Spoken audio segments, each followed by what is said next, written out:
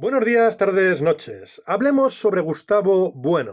Gustavo Bueno, filósofo español. Sois muchos los que me habéis preguntado qué opino sobre este celebérrimo filósofo español, lo cual no es de extrañar porque yo mismo lo he citado en más de una ocasión en mis vídeos, hasta el punto en el que muchos me estáis preguntando si me considero un discípulo suyo, a lo cual desde ya mismo respondo que no me considero un discípulo de Gustavo Bueno, si bien indudablemente pues entiendo que Gustavo Bueno era un erudito, era una persona con una cultura desbordante y claramente fue mucho más que un mero divulgador de filosofía, porque creó su propio sistema filosófico que a día de hoy sus múltiples seguidores siguen discutiendo y difundiendo. Por lo tanto, es alguien a tener en cuenta y por eso es una de las muchas fuentes de las que bebo.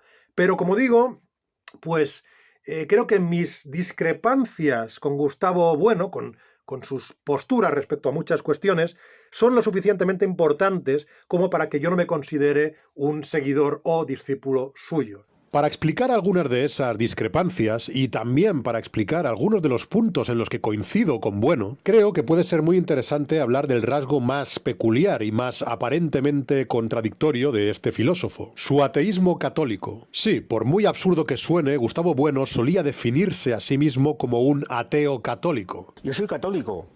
Siempre lo he dicho, católico ateo, pero católico. Esto de ser ateo católico, interpretado literalmente, puede parecer un oxímoron. Pero si se intenta entender lo que Bueno pretendía decir, creo que la idea que hay detrás no solo no es contradictoria, sino que es muy interesante. No me interesa tanto hablar de por qué Gustavo Bueno decía que era ateo, puesto que ya he hablado en otros vídeos de algunos de los argumentos mediante los que defendía su ateísmo. Hoy me interesa más hablar de por qué decía que era católico. Puesto que el catolicismo de Bueno no es una cuestión banal o decorativa. No se trata de que le gustasen las procesiones de Semana Santa o algo así, sino que se trata de una serie de ideas filosóficas mucho más profundas que nos permiten entender la postura de los Gustavo Buenistas respecto a muchas cuestiones metafísicas, morales e incluso políticas. Por ejemplo, en lo que respecta a la política, este catolicismo de los Gustavo Buenistas nos permite entender muchas de sus ideas sobre España, tanto en lo que respecta a su política interior como a la política exterior. Y también nos permite entender por qué proponen fortalecer los lazos con Hispanoamérica y por qué se posicionan contra la Unión Europea y en contra de la OTAN. Hasta el punto en que muchos de ellos han mostrado simpatías hacia la Rusia de Putin en el actual conflicto en Ucrania.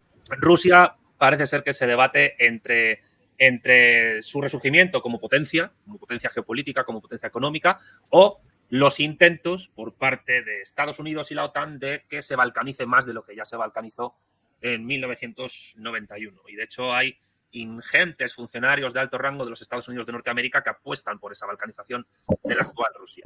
Pero vamos, ¿qué tiene que ver ser ateo católico con posicionarse contra la OTAN o con querer reforzar las relaciones con Hispanoamérica? Para entender esto hay que entender de entrada que para Gustavo Bueno España se constituye como un imperio católico. La Constitución de España es la constitución de un imperio católico. Católico quiere decir, como todos sabemos, universal. Es decir, un imperio católico.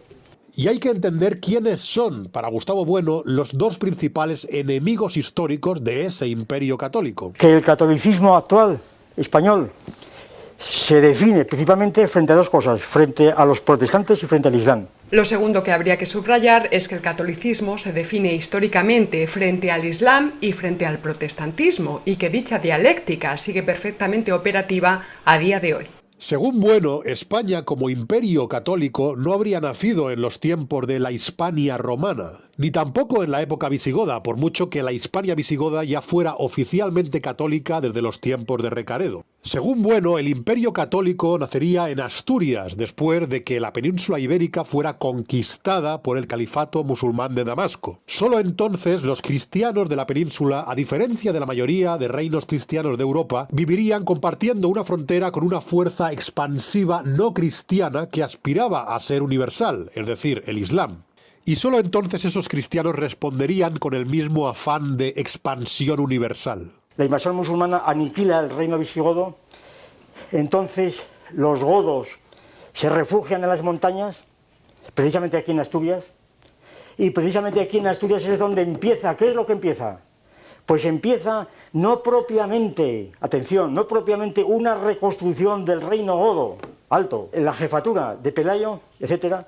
Lo que ve claramente es que tiene delante de sí, por las sucesivas racias que van haciendo, tiene ante sí un empuje que no se acaba nunca porque es ilimitado y entonces tiene que responder a él de un modo también ilimitado, sencillamente. El Imperio Católico, por lo tanto, empezaría en Asturias y se expandiría uniéndose a otros reinos cristianos posteriores, hasta recuperar para el cristianismo la totalidad de la península en 1492, con la conquista de Granada. Y en ese momento no dejaría de expandirse, sino que continuaría llevando el cristianismo católico a otros continentes, con el afán de convertirlo en algo verdaderamente universal. La guerra contra el Islam tampoco terminaría en 1492, ni en la península ibérica, porque no hay que olvidar que en el siglo XVI el Imperio Otomano estaba en pleno apogeo, siendo una potencia mayor que cualquier reino europeo. Una potencia que había conquistado Grecia y toda la Europa suroriental y que conquistaría Hungría en 1526. Y en ese momento no eran precisamente Francia ni Inglaterra las que se oponían al avance de los otomanos. De hecho, Francia incluso les ayudaba, sino que era la monarquía hispánica la principal fuerza opositora. Por otra parte, en 1517 aparece en Europa el otro gran enemigo del catolicismo, el protestantismo. Durante más de un siglo, el Imperio Católico consiguió mantener su hegemonía política y militar frente a los protestantes. Pero finalmente, en el siglo XVII, la Guerra de los 30 años y la consecuente Paz de Westfalia terminarían con la derrota de la monarquía hispánica, que dejó de ser la fuerza hegemónica. Y con el paso del tiempo, creo que podemos decir que los protestantes terminaron ganando. En el siglo XIX, mientras el Imperio español se fragmentaba, el Imperio británico, es decir, un imperio protestante, se extendía por todo el planeta. Y en los siglos XX y XXI, la potencia hegemónica mundial es Estados Unidos, que también es protestante. Bien, pues después de todo este rollo histórico que he intentado resumir al máximo, supongo que algunos os estaréis preguntando, vale, muy bonito, pero si yo soy ateo, ¿a mí todo esto qué me importa? ¿A mí qué me importa que en el mundo se impongan los cristianos o los musulmanes? ¿Y qué me importa que dentro de los cristianos se impongan los católicos o los protestantes? Si total, todo esto son religiones y son todas iguales, son todas supersticiones y fantasías. ¿Por qué a Gustavo Bueno, que era ateo, le parecía preferible que los cristianos derrotaran a los musulmanes en la reconquista de la península? ¿O que derrotasen al Imperio Otomano en Lepanto? ¿O que fueran los cristianos católicos los que conquistasen la mayor parte del continente americano? ¿Y por qué le parece mal que dentro del cristianismo los protestantes hayan acabado ostentando la hegemonía? Pues bien, aquí viene la parte más interesante del vídeo. La parte en la que nos preguntamos si, al margen de que seamos ateos, y con independencia de que Dios exista o no exista, las diversas religiones mayoritarias conllevan ideas filosóficas muy relevantes con las que podemos coincidir o discrepar en mayor o menor medida. Entonces vamos a ver por qué, según Gustavo Bueno, la cosmovisión filosófica católica es preferible a la musulmana y a la protestante. En primer lugar, hablaremos de las diferencias entre el Islam y el cristianismo. La diferencia más clara e innegable es la relativa a la separación entre la religión y el Estado. En este punto estoy totalmente de acuerdo con los gustavobuenistas. La identificación entre Iglesia y Estado, característica del Islam, no fue jamás propia del catolicismo. La Iglesia católica siempre mantuvo la doctrina de la separación entre Iglesia y Estado. Dad a Dios lo que es de Dios y al César lo que es del César. Para empezar, incluso un ateo debe admitir que las diferencias entre el fundador del cristianismo y el fundador del Islam, es decir, las diferencias entre la persona de Jesús y la persona de Mahoma, son muy relevantes. Jesús, tal y como se nos presenta, no fue un gobernante político, ni promovió la imposición de leyes coactivas ni de castigos, ni dirigió batallas ni conquistas militares, mientras Mahoma sí que hizo todas esas cosas. De hecho, Jesús incluso se pronunció de forma expresa en contra de intervenir en cuestiones políticas. No hay que olvidar que muchos judíos esperaban que el Mesías fuera un celote, como lo sería posteriormente Bar Kochba.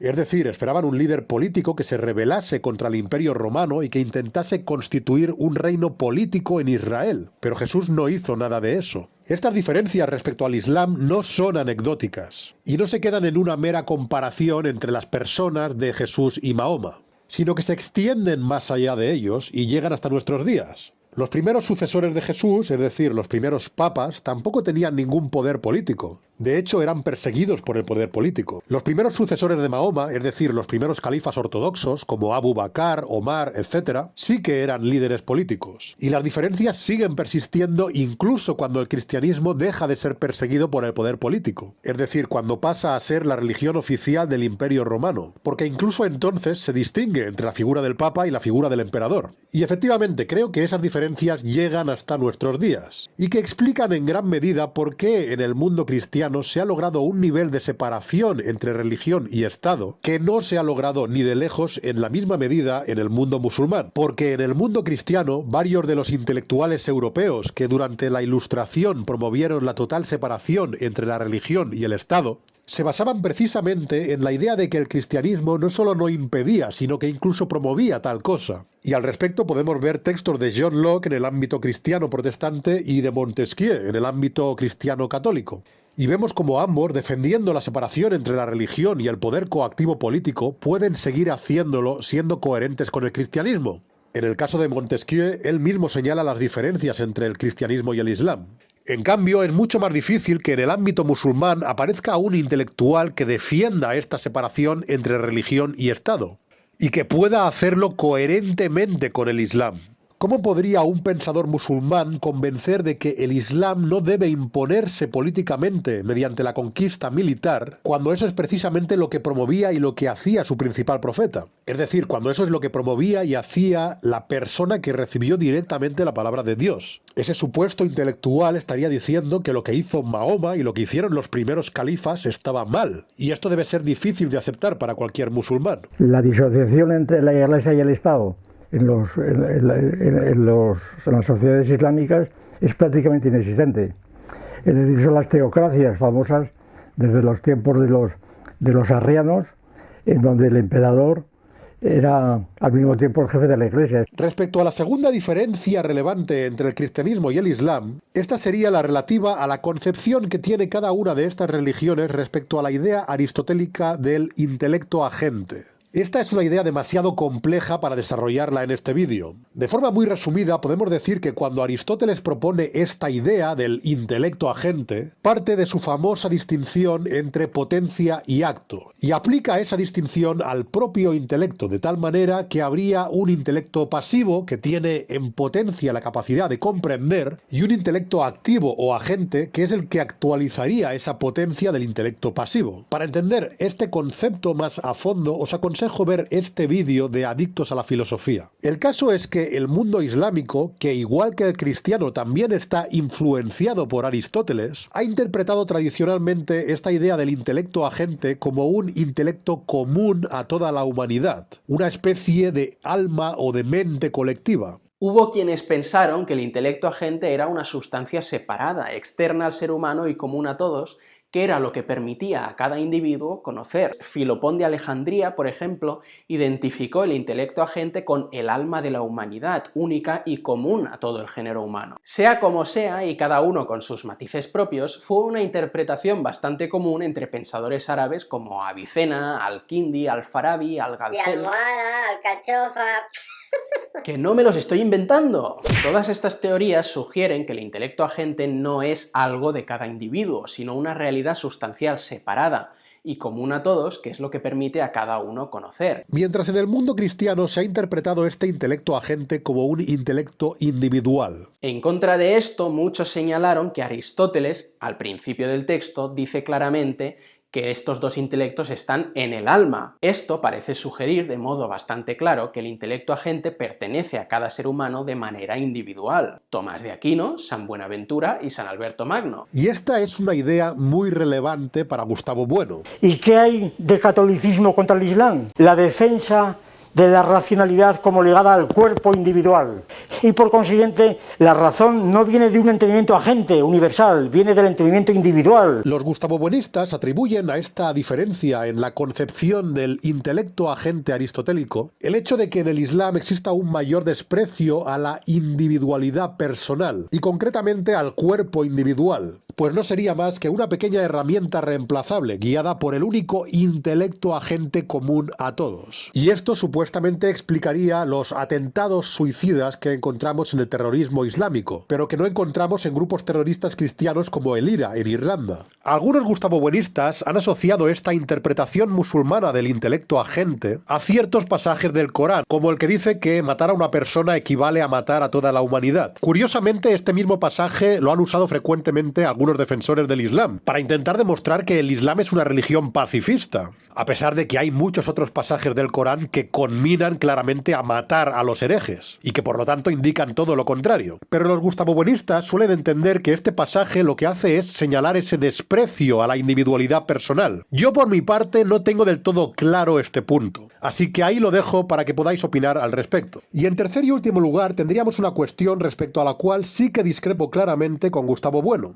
y es la idea de el Islam como una religión monista frente al cristianismo católico como una religión pluralista. La idea cristiana de Dios, Padre, Hijo, Espíritu Santo, es una idea pluralista que recoge la idea de la materia del materialismo pluralista frente al monoteísmo fanático de estirpe aristotélica musulmana. Bien, aquí la idea sería que los musulmanes, influenciados fuertemente por Aristóteles, caen en ese monismo fundamental que he criticado otras veces. Es decir, caen en la idea de que todo ha sido causado por una única entidad absolutamente simple. Y supuestamente este monismo fundamental musulmán chocaría contra el pluralismo fundamental trinitario de los cristianos. Es decir, que los cristianos, al defender la Trinidad, estarían defendiendo una pluralidad en el fundamento de la realidad, lo cual para Gustavo Bueno convertiría al cristianismo en una religión más racional que el Islam, siendo una religión también más compatible con el materialismo, en tanto que aquí Dios se encarnaría en materia.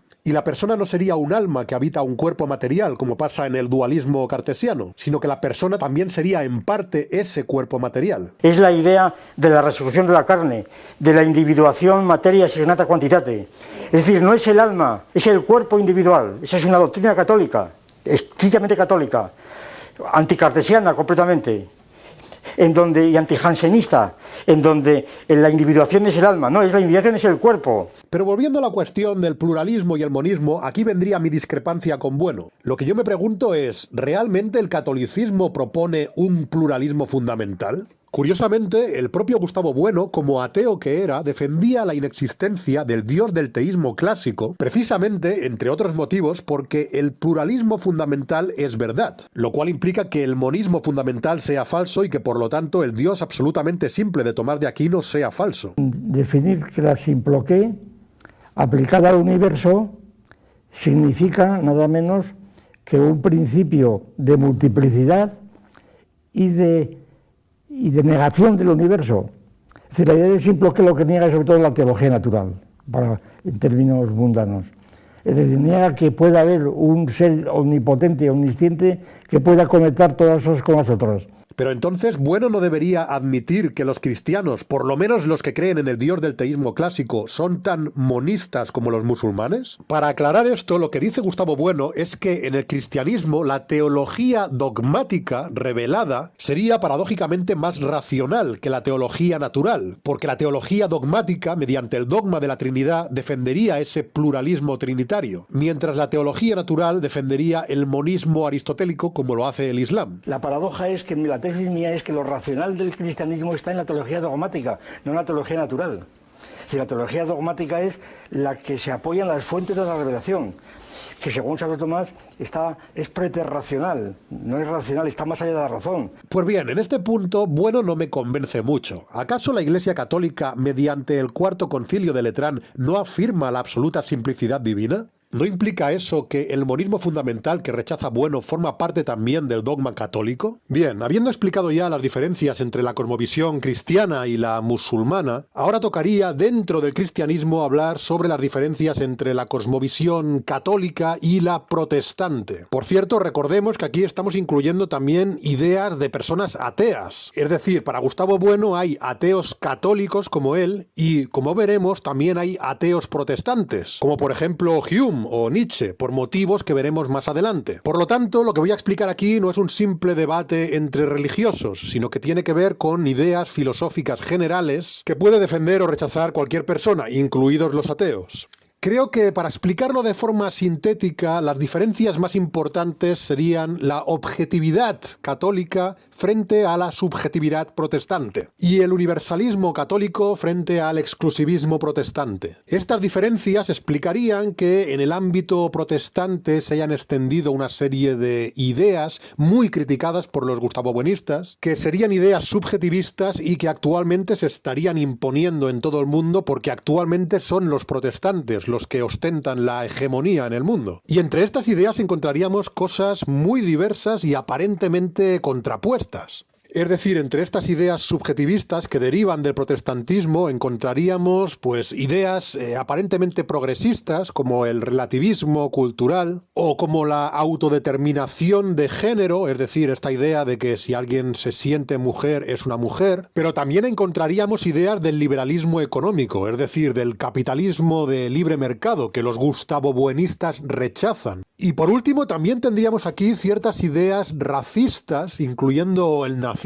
cuyos orígenes para los gustabobuenistas podrían rastrearse también hasta el protestantismo. Soy consciente de que estas tres ideas que acabo de mencionar parecerían no tener nada que ver, e incluso parecerían chocar fuertemente entre sí. Por ejemplo, en España los políticos que defienden ideas consideradas progresistas, como la autodeterminación de género o cierto relativismo cultural, pertenecen a partidos considerados de izquierdas que rechazan el capitalismo de libre mercado. Y por otra parte, sabemos que los nazis no defendían ni las ideas progresistas ni tampoco el libre mercado. Entonces, ¿qué tienen que ver estas tres cosas que aparentemente no tienen ninguna relación? Bien, pues para ver las nociones comunes que compartirían estas ideas para los gustabobuenistas, partiremos de la idea protestante del libre examen. Lutero defendía que tenía que ser cada persona individualmente la que leyera la Biblia por su cuenta y la interpretase por su cuenta. Pero claro, ¿qué pasa si diversas personas interpretan cosas contradictorias entre sí? Claramente, si la verdad es una sola, esas dos personas no pueden tener la razón a la vez. Pues bien, aquí tendríamos para los gustabobuenistas el origen de una actitud subjetivista que podría resumirse en algo como: tú tienes tu verdad y yo tengo la mía y las dos son igualmente respetables. Y por supuesto, tú no eres nadie para decirme a mí que la manera en la que yo subjetivamente estoy interpretando las cosas sea falsa, porque para mí es verdadera y para ti será verdadera la tuya.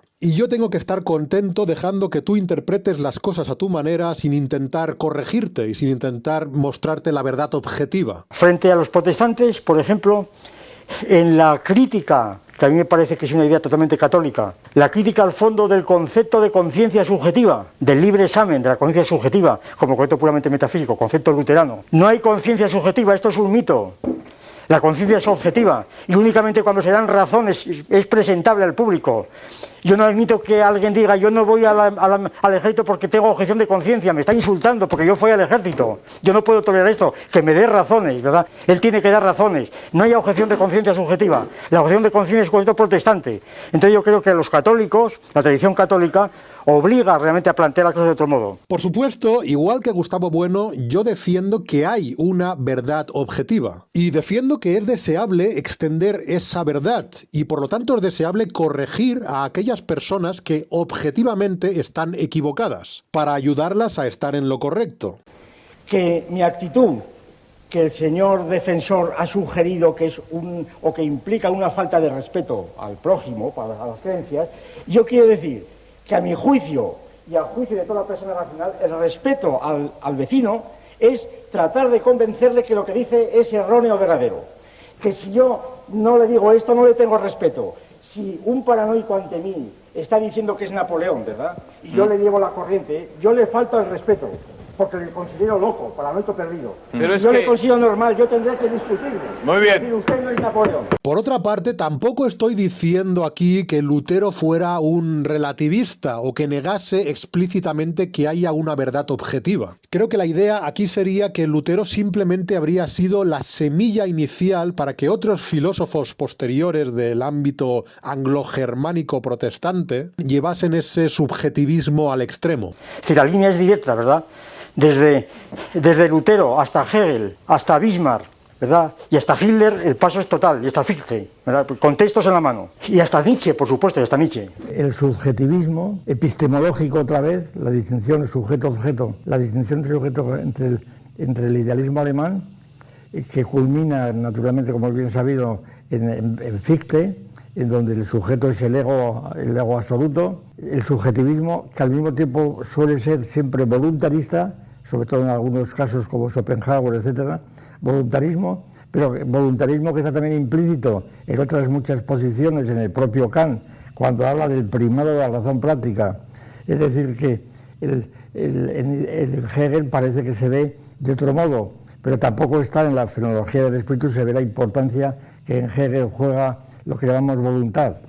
Y entonces el voluntarismo, pero ligado al subjetivismo, lo que da lugar a una filosofía que subraya precisamente, da la primacía, para decirlo en términos kantianos, el primado del sujeto sobre el objeto. Aunque no puedo profundizar aquí respecto a ninguno de los autores que está citando Bueno, diré que, por ejemplo, en el caso de Fichte sí que veo que indudablemente hay mucho de ese subjetivismo. Hay mucho de la idea de que una persona con su voluntad subjetiva puede crear su propia realidad. Y lo mismo, por supuesto, sucede en el caso de Nietzsche, cuando nos dice que no hay realidades, que solo hay interpretaciones. Y también lo encontraríamos en el británico David Hume, que criticaba la idea de sustancia. Es decir, Hume defendía que solo podíamos decir que teníamos percepciones subjetivas, pero que no podíamos afirmar que esas percepciones correspondieran a verdaderas sustancias, es decir, a cosas reales externas a nosotros. Y claramente estas ideas subjetivistas también las podríamos encontrar, aunque de forma mucho menos extrema, en Descartes. Muchas veces lo hemos dicho, todo el cogito cartesiano hubiera quedado en nada si en lugar de poner, está al lado de la estufa, está al lado de un oso, ¿verdad? El oso diríamos, cuidado, cogito ergo sum y el oso, ¿verdad? No puede dudar del oso, porque si duda del oso se lo merienda, de manera que eso son bobadas completamente.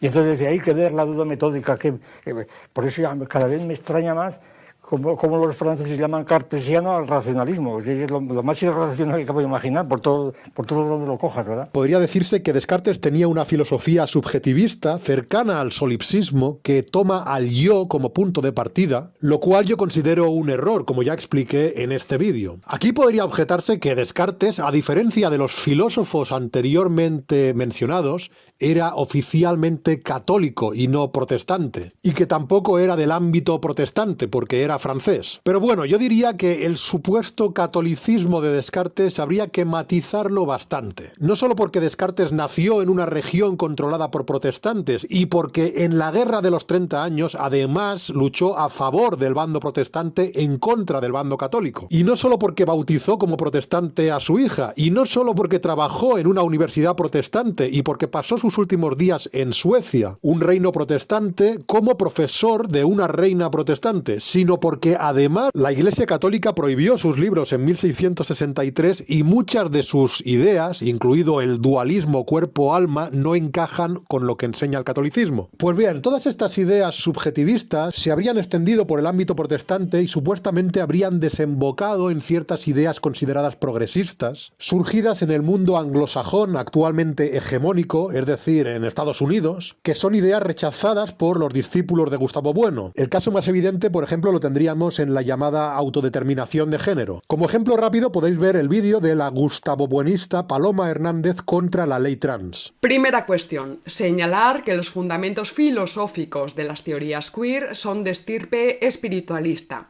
en el sentido de que estos ideólogos entienden que existe algo así como un yo metafísico, flotante, en fin, un yo que en el momento de encarnarse caería accidentalmente en un cuerpo u otro. Y aquí es donde está lo metafísico del asunto. Ese yo sin cuerpo ya tendría identidad sexual, es decir, ya sabría lo que le gusta aun cuando no dispusiera de cuerpo. De ahí que sea común escuchar aquello de he nacido en un cuerpo equivocado. Desde el materialismo filosófico, desde luego, entendemos que cada individuo es su propio cuerpo, el cuerpo con el que nace.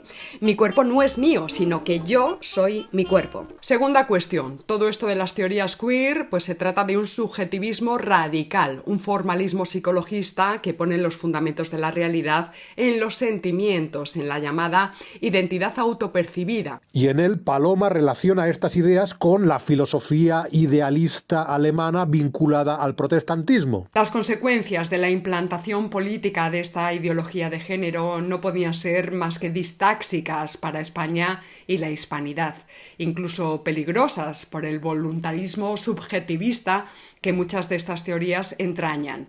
Es una ideología derivada del individualismo subjetivista que piensa que la realidad es determinada por los sentimientos y por los deseos. Y también podéis ver estos dos vídeos del Gustavo Buenista Santiago Armesilla. Y nuevamente, Armesilla también relaciona estas ideas con el protestantismo. Yo entiendo que hay una cierta relación histórica, habría que ver cuándo ocurre esta transformación histórica social, en la cual la relación sexo-género parece una secularización de la relación o de la relación cuerpo-alma anterior.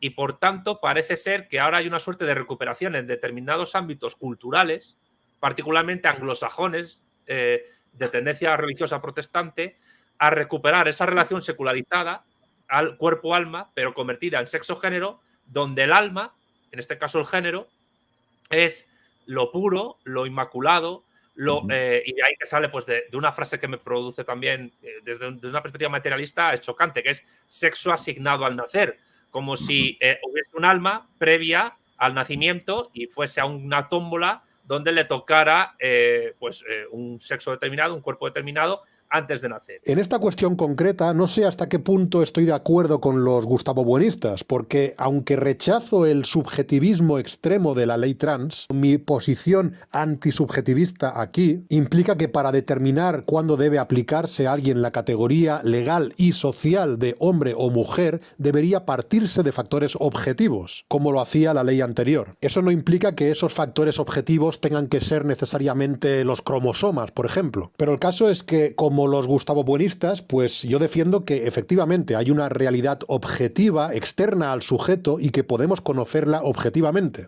Por otra parte, quizá la cosa sea un poco más complicada para mí cuando pasamos del subjetivismo ontológico al subjetivismo moral. Aquí tendríamos a ateos protestantes como Hume que también caerían en el subjetivismo mediante ideas como el emotivismo moral. Hume defendía que era imposible concluir un deber ser a partir de un ser y que por lo tanto el deber ser lo pone subjetivamente el individuo con sus emociones. Y en este punto, aunque habría que matizar muchas cosas, no puedo decir que el filósofo británico esté tan equivocado como cuando criticaba, por ejemplo, la idea de sustancia. Es decir, yo al nivel ontológico, al nivel de las cosas que existen, pues soy objetivista. Yo podría decir que si un coche ha atropellado a una persona, es un hecho objetivo que ese coche ha atropellado a una persona. No es un hecho subjetivo, no depende del punto de vista de cada uno, no, es una cosa que objetivamente ha sucedido. Pero claro, cuando vamos al deber ser, al hecho de que yo deba impedir objetivamente que ese coche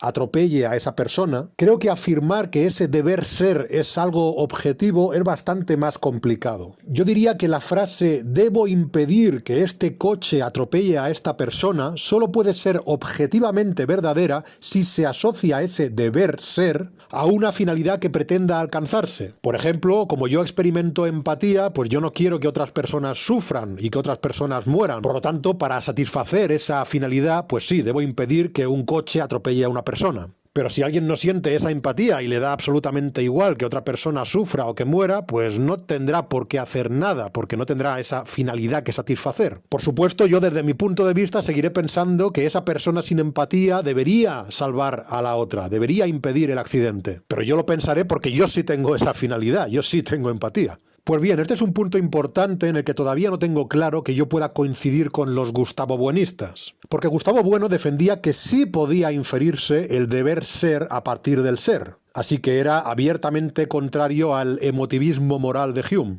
La distinción entre ser y deber ser, como es bien sabido, pues se hace proceder de un famoso pasaje de Hume en el Tratado de la Naturaleza Humana, un poco forzado porque Hume no dice propiamente esto, pero en fin, se toma casi como referencia siempre. Yo creo que la situación, para abreviar, se arregla o se puede arreglar diciendo que si el deber ser resulta del ser, atención, es porque lo que llamamos ser deriva a su vez de un deber ser. Es decir, de un deber ser en el sentido más amplio, en el sentido axiológico, valorativo, normativo, etc.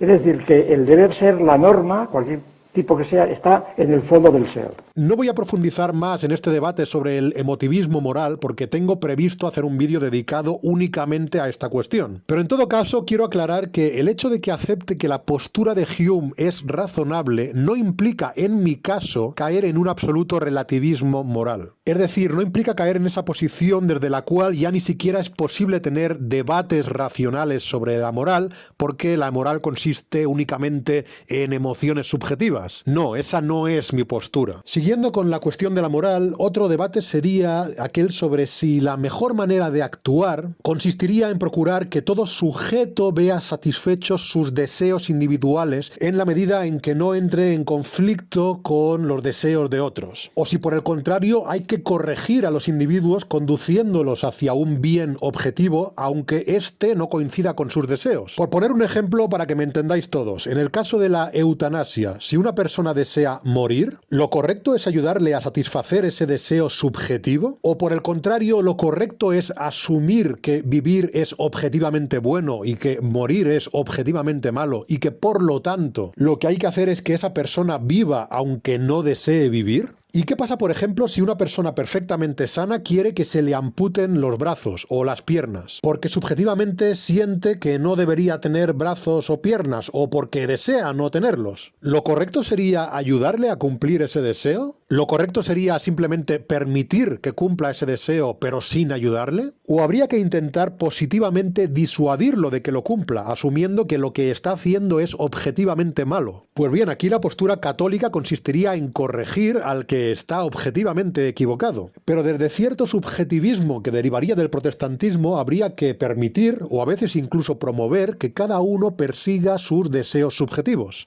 Que cada individuo, mientras no moleste a los demás, haga lo que quiera y que interprete la realidad libremente, igual que interpreta la Biblia libremente, sin que nadie tenga que corregirle. Dejar que cada individuo tenga su propia verdad y que persiga sus propios deseos. El mismo Lutero tuvo que aceptar el absurdo al que se podía llegar. Algunos enseñan que Cristo no es Dios, otros enseñan esto y aquellos lo otro.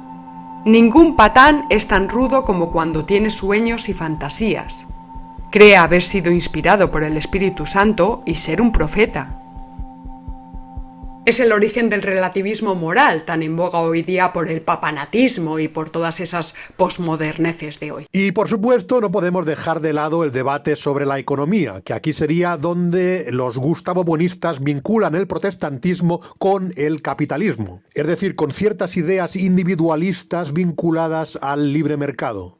Lo que podríamos denominar, en términos marxistas, el modo de producción capitalista que impulsan dos imperios sucesivamente en la historia, y que tienen en común que son capitalistas y que son anglosajones. El Imperio Británico y, sobre todo y de manera más refinada, el Imperio estadounidense. El mundo católico que tuvo, digamos, su punto de inflexión y su epítome, si quieres, con el Imperio Español y en parte con el portugués y con el momento en que ambos se unieron en el Mare Clausum, ese mundo católico ha quedado derrotado, me discutirás si quieres la expresión, por esa modernidad industrial capitalista protestante anglo-germánica que se volvió hegemónica, liberó los mares, liberó la fuerza de trabajo humana. ¿Cómo se enfrenta un católico como tú? Yo te lo pregunto siendo culturalmente católico, pero ateo.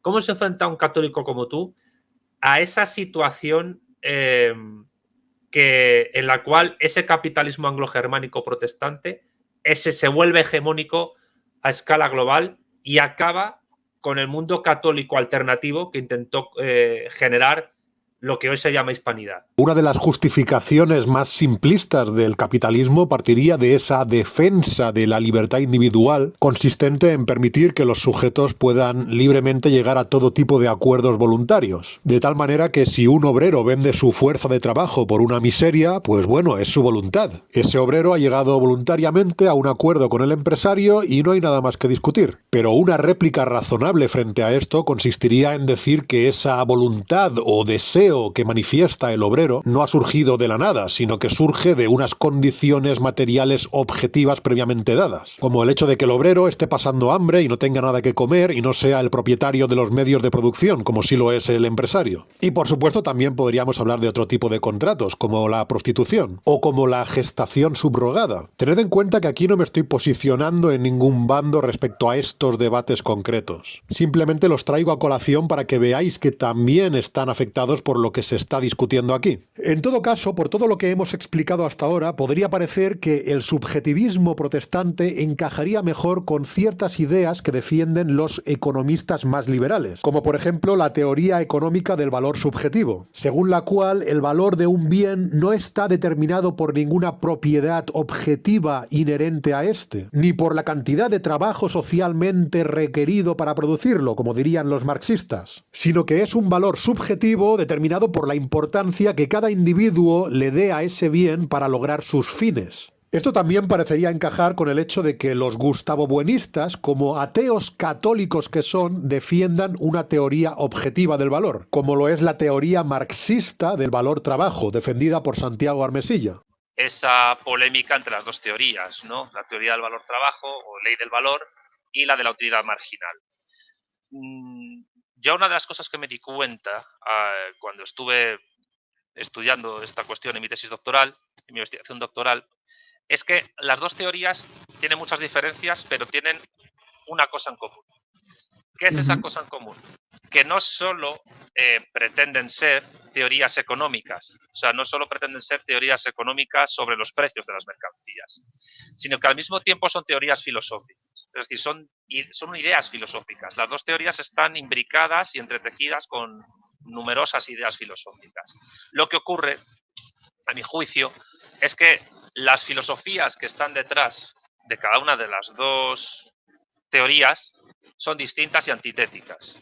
Mientras que en Marx, la ley del valor, la teoría del valor trabajo, se presenta en un sentido materialista, en la teoría de la utilidad marginal se presenta en un sentido idealista, en un sentido de puro idealismo filosófico. No obstante, y pese a todo lo anteriormente dicho, en este punto también debo decir que se da la circunstancia aparentemente paradójica de que esa teoría objetiva del valor en la que se basan los marxistas proviene del protestante Adam Smith, mientras por el otro lado la católica Escuela de Salamanca había elaborado una teoría subjetiva del valor. La ciencia económica tradicionalmente se pensaba que tenía su origen en las contribuciones de Adam Smith. Adam Smith es un pensador inglés de origen protestante calvinista que escribe La riqueza de las naciones en 1776, haciendo en gran medida tabla rasa de las contribuciones de nuestros escolásticos del siglo de oro. El gran error de Adam Smith es haber introducido el virus de la teoría objetiva del valor, según la cual se supone que el valor de las cosas es algo intrínseco a las mismas. Sus sucesores de la escuela clásica inglesa dieron un paso más y dijeron que el valor dependía del trabajo incorporado a la hora de elaborar las cosas. Y aunque se dice que los teóricos de la escuela clásica inglesa son liberales, partidarios de una economía de mercado, en realidad lo que hicieron fue servir en bandeja a Carlos Marx y a los teóricos marxistas la teoría de la explotación, que luego sirvió de alimento ideológico a todos los genocidios y graves conflictos y guerras que han asolado la humanidad en el último siglo.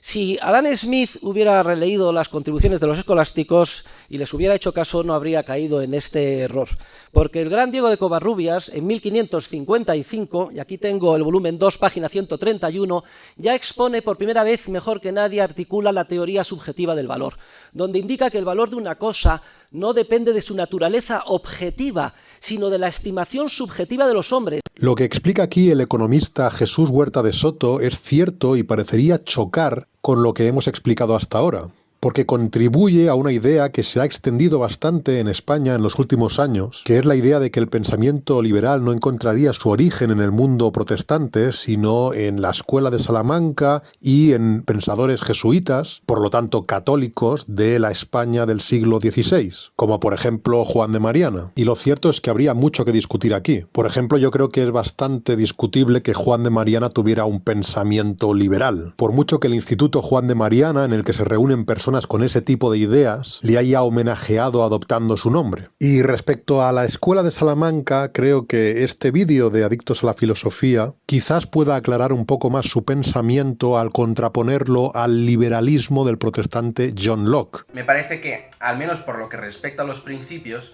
liberalismo y republicanismo estarían en extremos más o menos opuestos. El liberalismo es una doctrina de filosofía política que empezaría más o menos alrededor del siglo XVII con el filósofo John Locke. Se suele decir que John Locke es el primer filósofo liberal porque deja asentados varios de los principios que más tarde se van a reconocer como esenciales del liberalismo. La libertad individual, la propiedad privada, el no intervencionismo, la neutralidad del Estado, etc.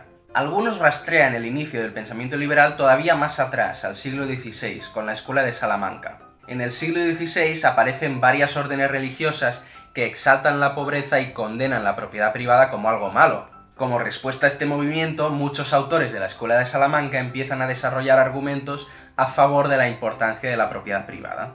Aún así es discutible que la Escuela de Salamanca esté desarrollando un pensamiento liberal porque aunque hablan de la importancia de la propiedad privada, no la entienden todavía igual que la entiende el liberalismo o que la entenderá John Locke.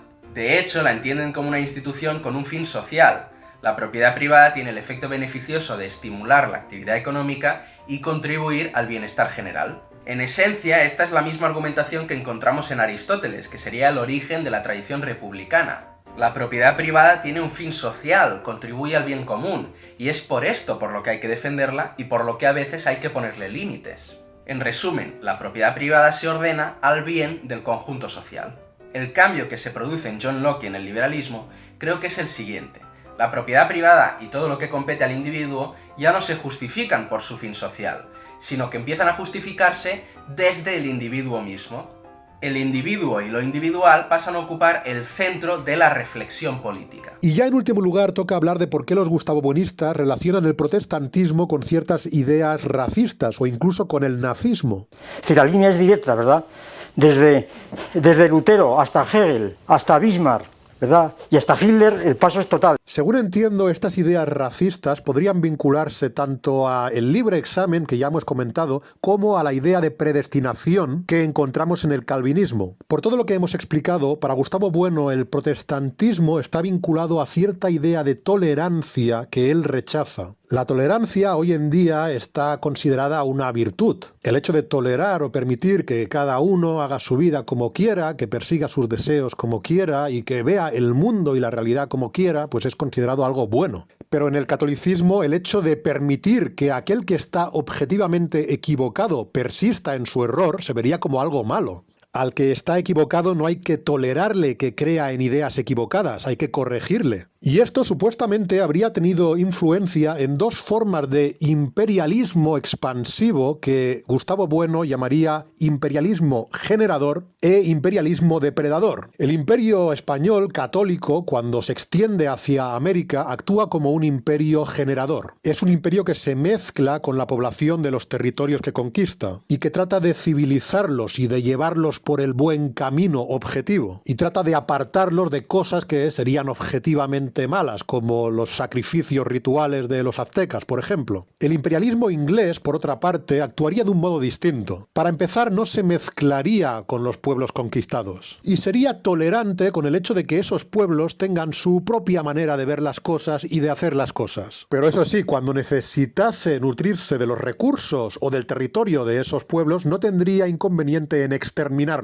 Esto supuestamente se reflejaría en el hecho de que en América los territorios que estuvieron bajo el Imperio Español actualmente tienen una gran cantidad de población que es mezcla de los pueblos europeos y de los pueblos nativos, mientras que en países como Estados Unidos y Canadá conquistados por los anglosajones, la población descendiente de nativos sería muy minoritaria. Como explica el gustabobuenista Pedro Insúa, el propio Hitler, como racista que era, elogiaba en su libro, el Mein Kampf, la manera en la que los anglosajones habían conquistado América en contraposición a la manera en la que lo habían hecho los católicos españoles. Es decir, despreciaba la manera en la que los católicos se habían mezclado con las poblaciones indígenas, mientras los ingleses habrían mantenido la pureza de su raza sin mezclarse con otros.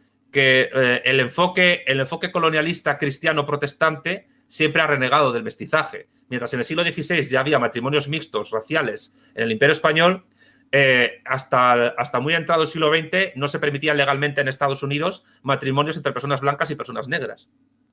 Entonces ahí es donde se ven ecúmenes culturales y civilizatorias tremendamente distintas. Frente a esto hay quien podría objetar que el hecho de que en Estados Unidos y Canadá haya tan poca población nativa podría deberse al hecho de que esa zona de América estaba menos poblada porque no tenía grandes civilizaciones, como el caso de México, que tenía la civilización azteca, o el caso de Perú, que tenía la civilización inca. Pero lo cierto es que también podrían darse ejemplos del modo en el que el imperialismo británico ha funcionado en otros territorios muy poblados, como por ejemplo la India, donde los ingleses fueron tolerantes con sistemas que podrían considerarse objetivamente injustos, como el sistema de castas. De hecho, esta forma de imperialismo británico tiene incluso un nombre, se llama Indirect Rule, que es básicamente la idea de toleramos que sigáis con vuestras costumbres y con vuestros rituales raros mientras podamos explotaros económicamente, mientras podamos nutrirnos de vuestros recursos. Ese sería supuestamente el modo en el que actuaría el imperialismo de los protestantes. Y por supuesto, aunque aquí no voy a entrar a hablar sobre la leyenda negra y todas esas cuestiones, el caso es que